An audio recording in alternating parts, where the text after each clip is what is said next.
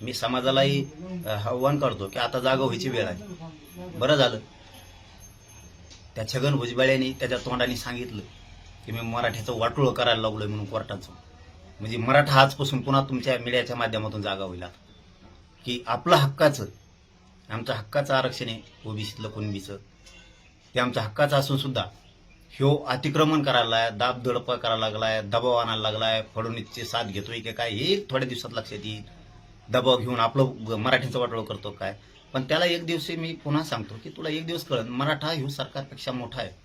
आणि जर का मराठ्यांचा आता तू वाटोळं करायचा प्रयत्न केला की मग मात्र मराठे दंडुके हातात घेणार आहे. मग नाविलाजाने आम्हाला उतरू नको. आम्ही 2 वर्ष झाले शांततेत, आम्हाला त्या विषयात उतरू नको तू. त्यामुळे मी प्रेस 30 तारखेला एप्रिलला घेणार आहे.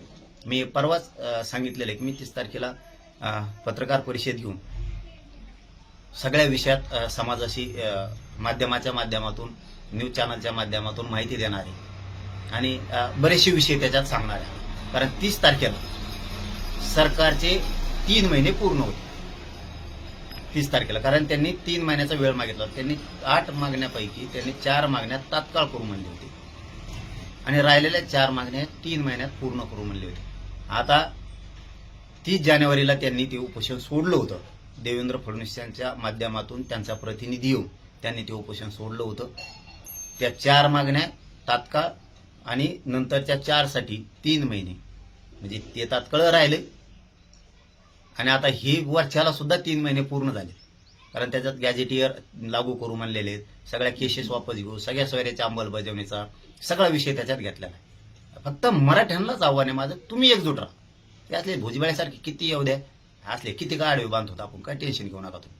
फक्त आपण एकजूट पाहिजेत, नसता लेकरा बाळाचं वाटोळं होईल मराठ्यांना. 30 तारखेला मी हे सगळं सविस्तर मराठा समाजासमोर मांडणार आहे आणि पुढची मी काय दिशा आहे ती जाहीर करणार आहे. फक्त मराठ्यांना हात जोडून आव्हान आहे, असल्या वळवळ करणाऱ्या अवलादी जर बंद पाडायच्या असल्या आपल्याला एकजूट राहावं लागणार आहे. नसता तुमच्या डोळ्यात देखता तुमच्या लेकराचं वाटोळं करायला हे शत्रू टपलेले छगन भुजबळासारखे, यांना वळवळ करून द्यायची नाही. जागे राहा, आजपासूनच जागे राहा.